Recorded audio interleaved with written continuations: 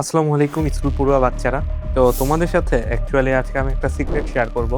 সেটা হচ্ছে আমি আমার স্কুল লাইফে কিভাবে প্রতিটা পরীক্ষায় উন্নতি করছি বা প্রথম হইছি অ্যাকচুয়ালি। বুঝতে পারছো?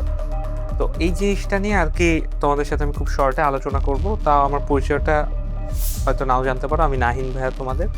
এনডিসিতে মানে ফরিদপুর জিলা স্কুলে ছিলাম। স্কুল থেকে নটরডেম কলেজে, নটরডেম কলেজ থেকে এখন বুয়েটে পড়াশোনা করছি। তো এই হচ্ছে কথা। হ্যাঁ? তো আমি পরিচয়টা বেশ কয়েকটা ভিডিওতে দিচ্ছি এই কারণে, কারণ অনেকেই হয়তো মানে আমাকে চিনতে নাও পারো। অ্যান্ড আমি যেহেতু তোমাদের সাথে একটু নতুন, সো অবভিয়াসলি তোমাদেরকে পরিচয় দিতে আমার কোনো আপত্তি নেই। দেখো, তো ফার্স্টে আমি যে জিনিসটা করতাম সেটা হচ্ছে রেগুলার পড়তাম।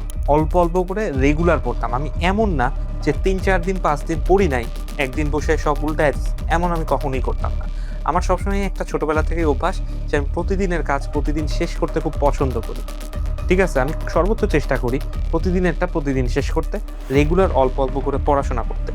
এই একটা অভ্যাস বিশ্বাস করো তোমাকে বিভিন্ন জায়গায় অনেক অ্যাডভান্টেজ দিবে। এটা তোমাকে সময়ানুবর্তিতা শিখাবে, এটা তোমাকে ডিসিপ্লিন শিখাবে, এটা তোমাকে অনেক কিছু শিখাবে। ইভেন তোমার রেজাল্টটাকেও বেটার করতে সাহায্য করবে। বুঝতে পারছো? তো প্রতিদিন তুমি অল্পই পড়ো, কিন্তু প্রতিদিন পড়তে বসো। এরপরে সকল সাবজেক্টকে সমান গুরুত্ব দিতে হবে। ভাই আমাকে এখন একটা লজিক দাও যে ম্যাথে ১০০ নাম্বারের পরীক্ষা হয়, ইংলিশে কি ৫০ নাম্বারের পরীক্ষা হয়? না।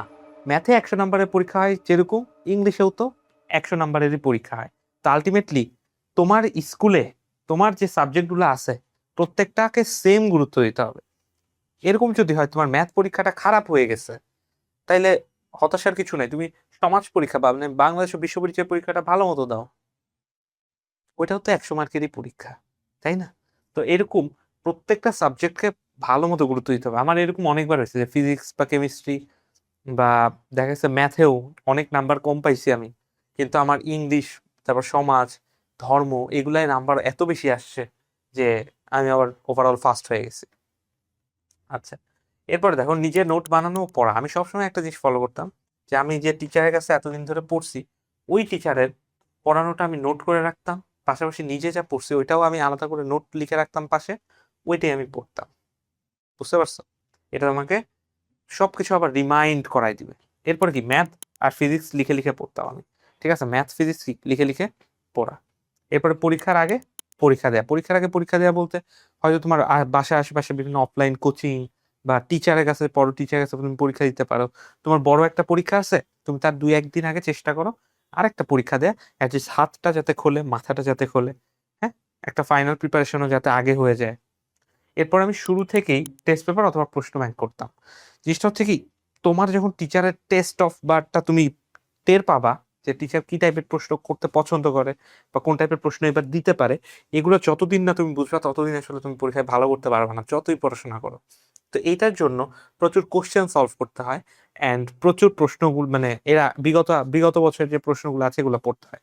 তো বিগত বছরের প্রশ্নকেই আমরা আসলে প্রশ্ন ব্যাংক বলে থাকি। তো আশা করি আমি খুবই অল্প সময়ের মধ্যে তোমাকে বুঝাইতে পারছি।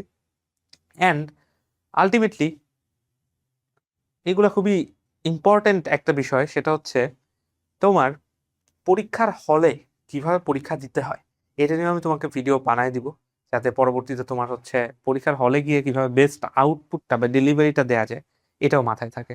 ঠিক আছে? আল্লাহ হাফেজ।